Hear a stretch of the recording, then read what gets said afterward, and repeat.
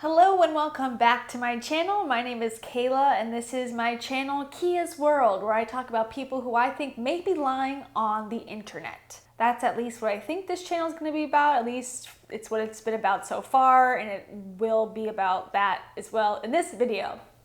Got it.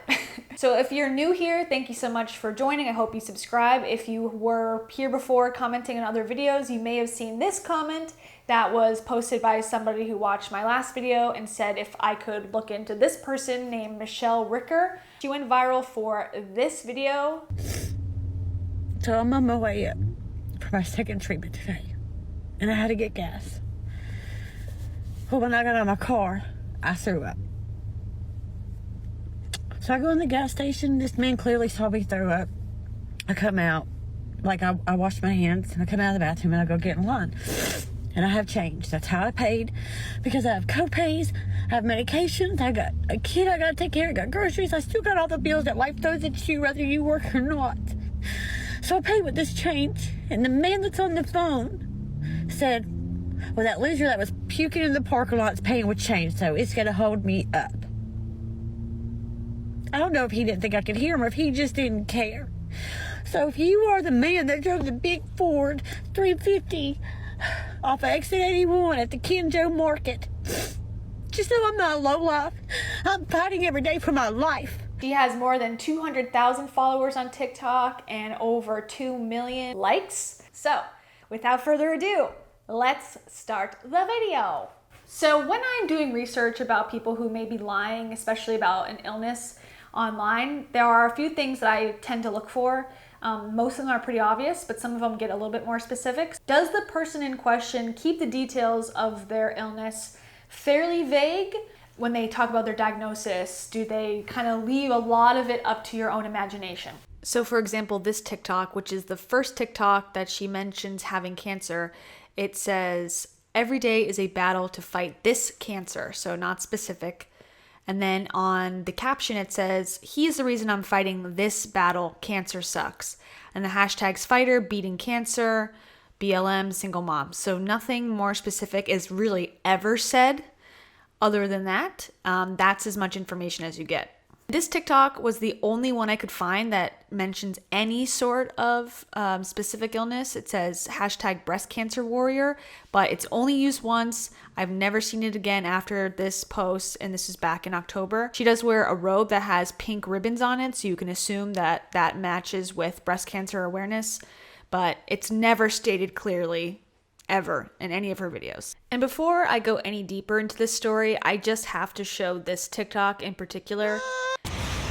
Duet this wherever you are. I'm outside. Where are we going? What are we doing?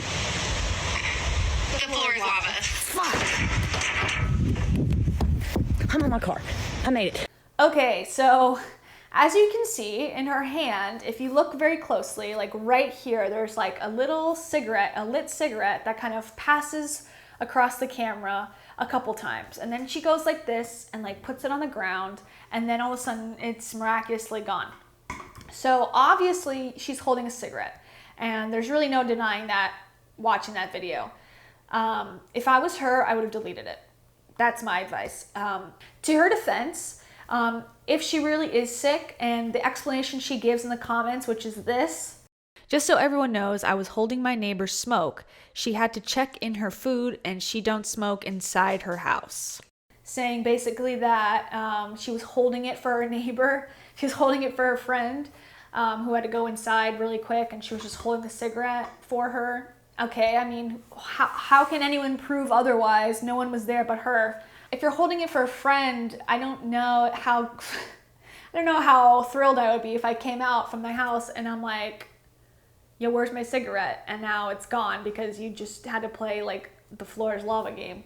But yeah, I don't know. And it's kind of ironic that she's even holding it. I mean, if you're on chemotherapy, you shouldn't be anywhere near nicotine or cigarette smoke because of all the carcinogens in it. Okay, sorry for that rant. Back on topic now. But at least in the TikToks that she's posted, there is not one mention except for one hashtag about what type of cancer she has.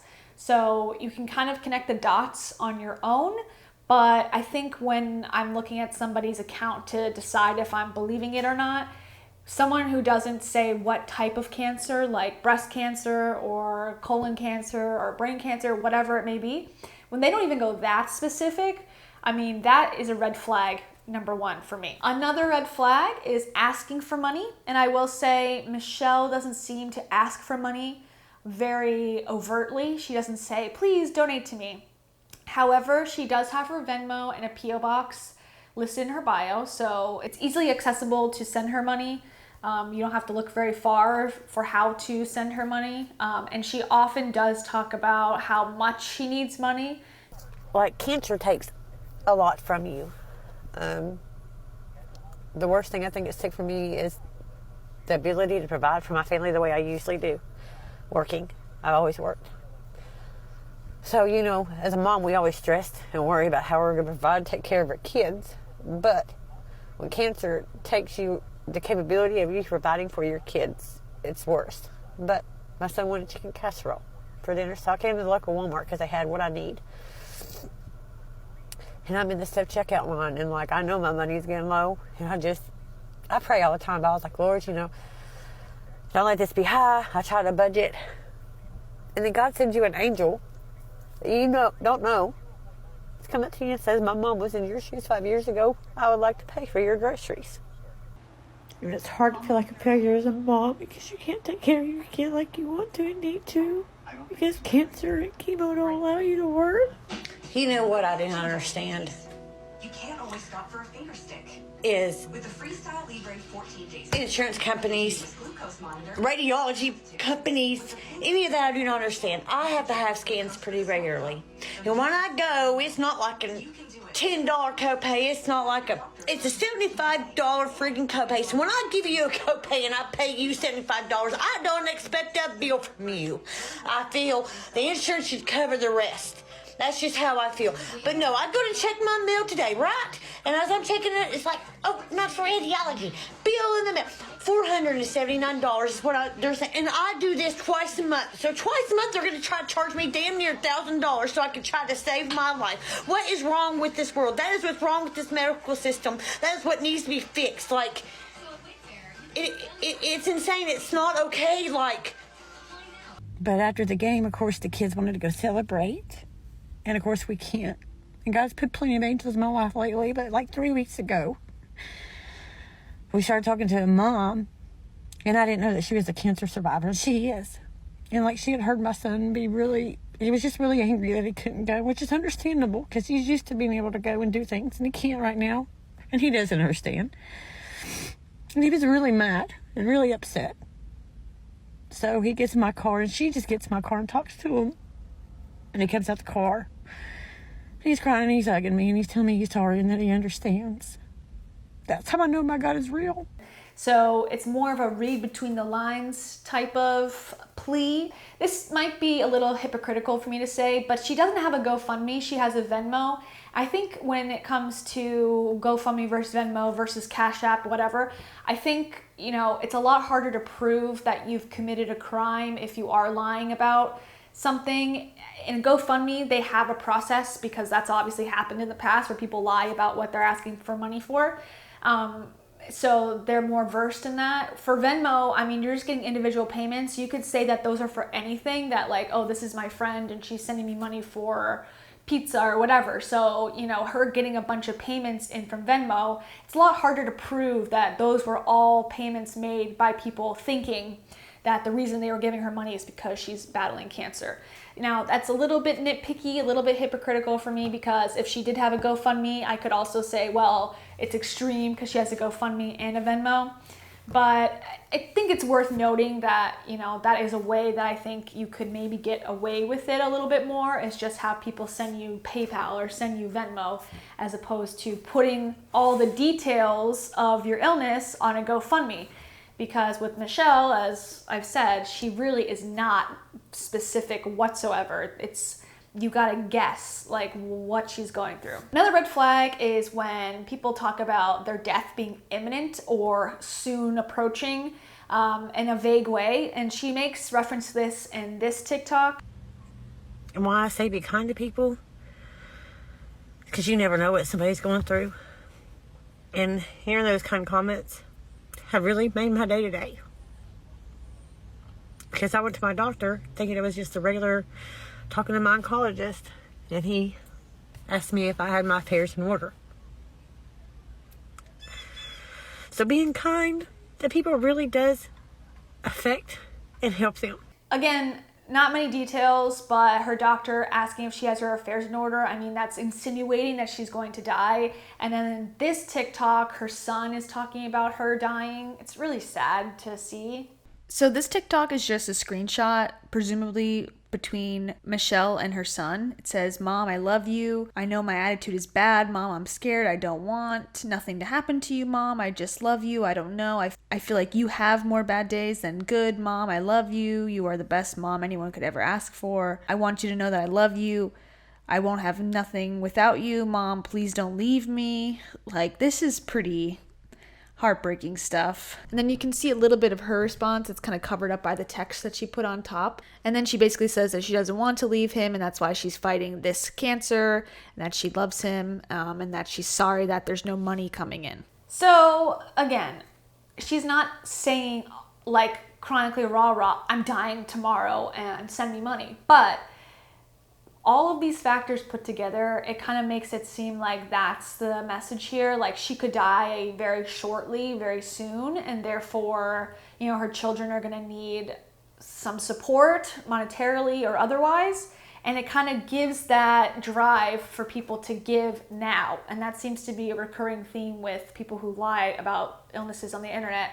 They have to prove that there's like a time stamp on this, because you know, if you just follow her and it's like 6 years of her cancer journey, you might not be inspired to spend money on her or donate today. You might wait because there's time to do so. But for people who may be faking, I'm not saying that she is or that she's lying, but it does give you the leeway to say, okay, I need this money now. Don't hesitate because my doctor's telling me, you know, this. Another red flag is a person who doesn't have a whole lot of friends or real life support. It's a lot harder to lie to people in person than it is through the internet. Obviously, when people go viral, you're only seeing such a short period of time with that person, a really small anecdote and, you know, one tiny thing that they're talking about. In person, you have to change your entire lifestyle to fit the lie or the narrative if you are faking an illness. At least in her TikToks, you don't see a lot of people her own age. It's just her children are featured sometimes. You don't see like her boyfriend, even though she has one. You don't see family members. You don't see her neighbors, her friends. It's always her talking. There's no one there to validate what she's saying. Another red flag I look for is accelerated timing. So it's kind of interesting. That's why I got a little bit suspicious about her account. This is the end of August. This is the last post before the cancer posts began. And then on October 11th is the first time she mentions having cancer. So enough time could have passed where she got diagnosed, she started treatment, lost her hair. It was a little bit accelerated, I think, from not knowing anything to having treatment and to already have lost your hair. But, I mean, you could argue everyone's different. Medicine's different for everybody. Who knows what was going on with her body? It's not for me to judge. I'm going to try a different form of chemo with this chemo to try to stop the cancer. Prolong it was really the worst they used. So you can see it's only 11 days from when she first announces or says that has cancer, the first post on her TikTok that even mentions her having cancer and she's gone bald, to this update. It's only 11 days. And at this point, we're already talking about the doctor giving her new treatments because the prognosis isn't good, or, you know, they're going to prolong her life with this treatment. I mean, I don't know. Again, I'm not a doctor or an expert, but I think most people that go through chemo, they give it a little bit of time. It's not like, if it doesn't change your body in like a week, they're going to take you off and put you on something else or tell you like, get your affairs in order. Especially when she's not saying that she has stage 4 lung cancer or something. Like, she's not saying which cancer she has at all.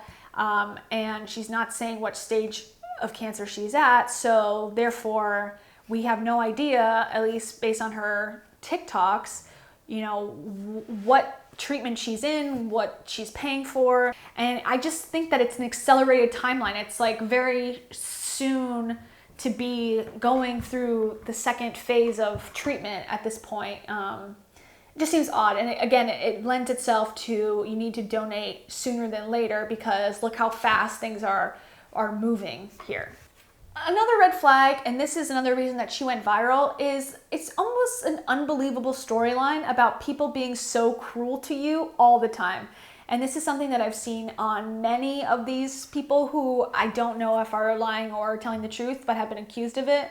A lot of these people say that they've been like maliciously bullied by people because they have a bald head, because they have medical equipment, because they have a disability that they are, physically showing, and people in the street just like ridicule them constantly.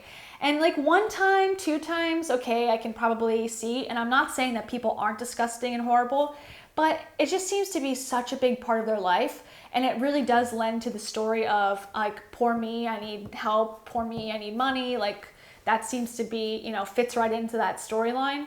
Story time. If y'all follow me, chemo has decided to take my hair. Okay, cool. I put a towel on my head since I was a little girl when I got the damn shower. That's just what you do. I cannot not break that habit. I still go for the shampoo and wash my hair when I get in the shower. First thing I do, with or without my hair. Yes, I knew chemo's taking it. I'm fucking caring for a neighbor.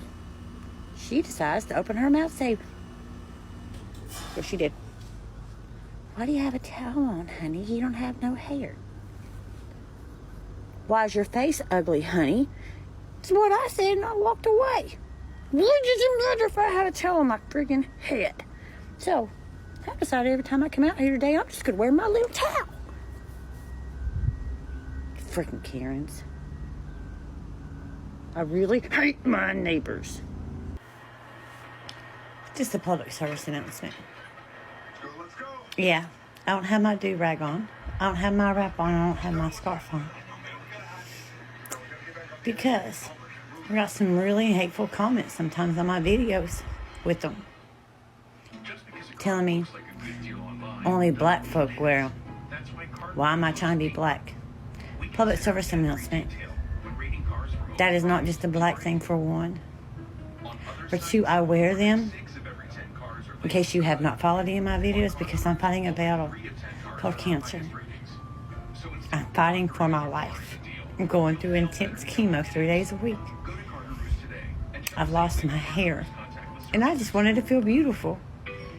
So I put on a wrap, or I'll put on a scarf, or I'll wear a do-rag, because my son has them and he loves for me to wear his do-rags. Let's be kind. Please, please educate your children that it's okay if you see a bald-headed woman, because some of us are fighting a battle called cancer. And the chemo is a bitch. And it takes the one thing that some of us women love more than anything, our hair. So when we decide to go out to the world with just this on, instead of trying to put a wig on, and a little kid says, "Ooh, what's wrong with her?" Don't do that. So teach your kids that sometimes if you see a woman like this, tell your kids she's a warrior. And she's fighting a battle. She's talked about having an oncologist.